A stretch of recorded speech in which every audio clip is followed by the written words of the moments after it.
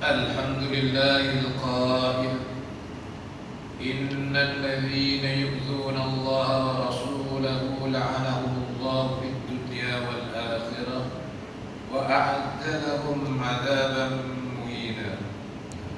أشهد أن لا إله إلا الله وحده لا شريك له وأشهد أن محمدا عبده ورسوله. اللهم صل وسلم على سيدنا محمد وعلى آله وصحبه أجمعين. أما بعد، ويا أيها المسلمون اتقوا الله، أوصيكم وإياي بتقوى الله فقد فاز المتقون. قال الله تعالى: يا أيها الذين آمنوا اتقوا الله حق تقاته ولا تموتن إلا وأنتم مسلمون. Muslimin yang dirahmati Allah Subhanahu wa Ta'ala, saya berpesan kepada diri saya dan hadirin jemaah sekalian, marilah bersama-sama kita memperkasakan ketakwaan kepada Allah Subhanahu wa Ta'ala sebenar-benar takwa dengan melaksanakan segala perintah dan menjauhi segala larangannya. Mudah-mudahan kita mendapat kekayaan di dunia dan akhirat. Khutbah pada hari ini akan menerangkan perihal isu yang berlaku beberapa tahun sebelum ini, yaitu serangan dan penghinaan terhadap Islam dan masa kini. Hadirin yang dikasihi Allah Subhanahu wa Ta'ala sekalian, kemudahan teknologi yang terdapat di rangkaian internet pada hari ini membolehkan segala informasi terkini dapat dicapai dengan semudah di ujung jari. Namun begitu, sejak kebelakangan ini penyalahgunaan fakta dan maklumat tentang Islam di masa kini disalah tafsirkan oleh pihak yang tidak bertanggung jawab untuk mewujudkan unsur-unsur kegelisahan antara kaum yang hidup secara aman damai sejak kian lama. Perlu kita pahami aspek penghinaan dan tomaan terhadap mana-mana agama dan bangsa tidak menyumbang kepada pembinaan negara bangsa yang harmoni, sebaliknya akan mengeruhkan hubungan masyarakat berbilang kaum yang terjalin sejak sekian lama. Hadirin jemaah yang dirahmati Allah sekalian, skenario yang berlaku ini janganlah dianggap perkara biasa atau tidak penting dalam jiwa nurani masyarakat Islam. Malah situasi ini boleh mencetuskan kebencian kaum yang serius apabila tidak dikawal secara baik. Ini dapat dilihat terdapat banyak cercaan, tuhmahan dan fitnah yang dilaporkan di media-media sosial terhadap agama Islam. Terdapat pernyataan-pernyataan berunsur emosi provokasi yang dilontarkan dan menyemai fitnah tidak terhenti. Bagi umat Islam yang beriman, berpandukan kepada kitab suci Al-Quran, kita ditegak untuk menghina apatah lagi mencaci agama lain. Ini dapat difahami melalui surah Al-An'am ayat 108. أعوذ بالله من الشيطان الرجيم ولا تسبوا الذين يدعون من دون الله فيسبوا الله فيسبوا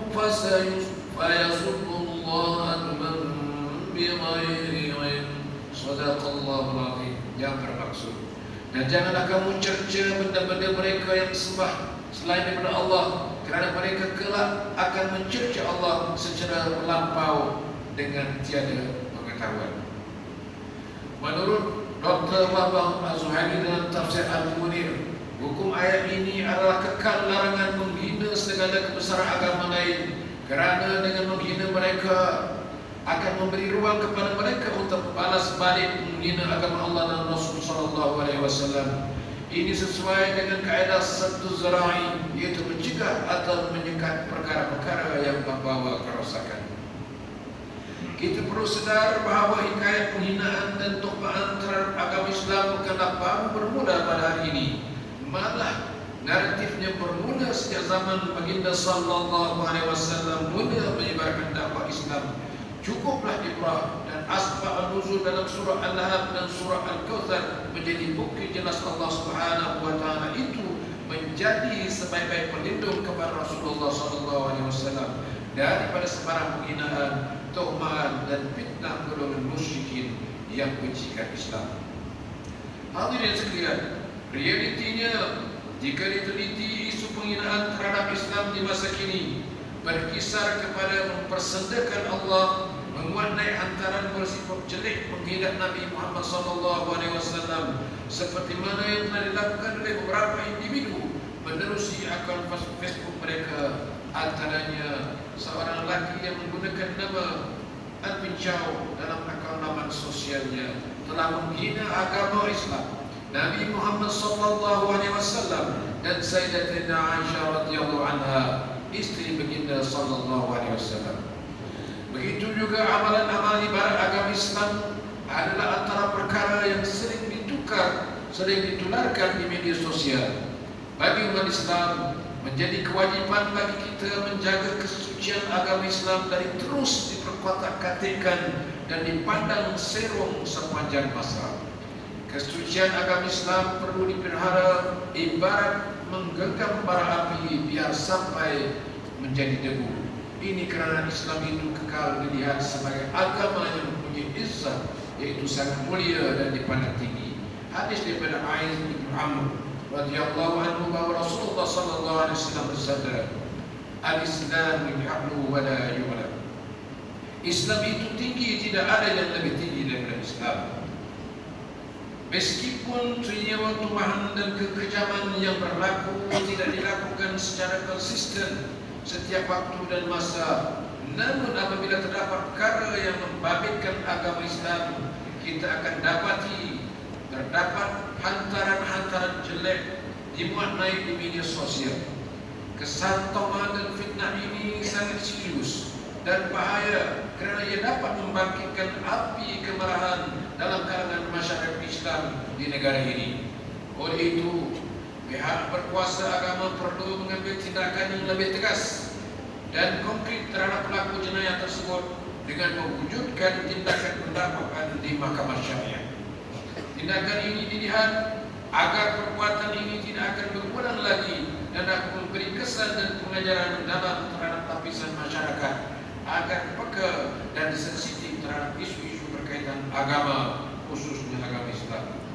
Ketahuilah, sesungguhnya Allah Subhanahu wa taala memuliakan semua anak cucu Adam dengan tidak mengira bangsa, etnik, malah agama mereka. Dan Allah juga telah melebihkan mereka daripada makhluk yang lain, seperti firman Allah Subhanahu wa taala dalam surah Isra. A'udzu billahi minasyaitonir rajim. Wa laqad karramna bani Adam wa hamalnahum fil barri wal bahri wa razaqnahum min at-thayyibat wa faddalnahum ala kathirin mimman khalaqna tafdila. Sadaqallahu azim.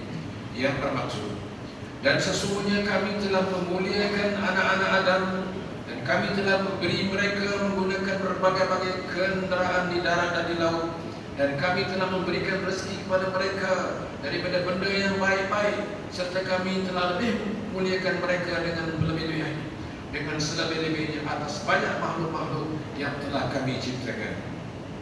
Hadirin yang berbahagia, elemen penghinaan dan tuhmat agama di masa kini, khususnya terhadap agama Islam, perlu segera dihentikan dengan beberapa aspek kekuasaan perlu diperketatkan untuk menjamin keharmonian negara, bangsa agar sifat prejudis dan buruk sangka dalam hubungan sosial masyarakat berbilang kaum dapat dihindarkan. Tindakan perundangan semaksimal mungkin perlu dilaksanakan bagi menjaga kesucian agama dan kesejahteraan negara. Ia bukan sekadar membayar denda ratusan ringgit dan penjara beberapa bulan seperti melepaskan batuk di tangga saja. Hukuman perlu lebih keras dan setimpal penghinaan yang disebarkan seterusnya dapat memberi pengajaran dan menginsafkan tukang fitnah lain dan memutabakkan kesucian agama Islam. Ini kerana isu ini dilihat masih berulang lagi. Hari demi hari mana sukar dibendung ibarat mencurah air pada daun kedelai.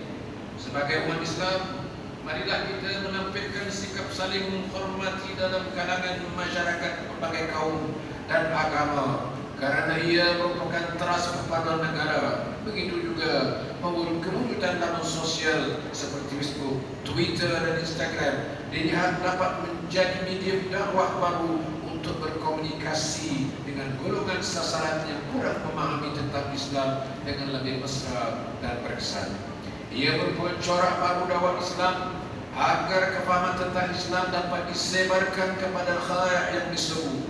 Hari ini perlu kita sedari hikmah kepelbagaian etnik, bangsa dan keturunan yang tentunya melahirkan kepelbagaian budaya, gaya hidup, corak pemikiran serta kepercayaan dan keyakinan menjadi hidup ini menjadi lebih indah untuk dikongsi bersama. Hadirin sidang Jumat yang dirahmati Allah sekalian, tausiah dan pengajaran yang dapat diambil daripada khutbah pada hari ini antaranya, umat Islam hendaklah meyakini bahawa agama Islam adalah agama yang benar dan unggul dari agama-agama yang lain. Umat Islam dilarang melakukan penghinaan dan tuhmahan terhadap mana-mana agama kerana ia akan memerukan hubungan masyarakat apabila kaum. Umat Islam hendaklah menjauhkan diri daripada sikap dan tindakan melampau atau ekstremis yang boleh menjejakkan diri Islam sebagai agama yang menegakkan keamanan dan kesejahteraan sejagat. A'udzu billahi minasyaitonir rajim. Qul ya ahlal kitab la taghlu fi dinikum ghayra al-haqqi wa la tattabi'u ahwa'a qaumin qad dhallu min qabl wa adallu katsira wa dhallu an sawa'is sabil. Sadaqallahu. Yang bermaksud, katakanlah, wahai ahli kitab, janganlah kamu melampau dalam agama kamu secara yang tidak benar, dan janganlah kamu menurut hawa nafsu suatu kaum yang telah sesat sebelum ini dan telah menyesatkan banyak manusia, dan juga mereka telah tersesat jauh dari jalan yang betul. Al-Maidah 70. Barakallahu li wa lakum fil Qur'anil 'azim wa nafa'ani wa iyyakum bima fihi min al-ayati wa dhikril hakim wa taqabbala minni wa minkum tilawata innahu huwas samiul 'alim. Aqulu qawli hadha astaghfirullah li wa lakum wa lisa'iril muslimin wal muslimat fastaghfiruhu innahu huwal ghafurur rahim.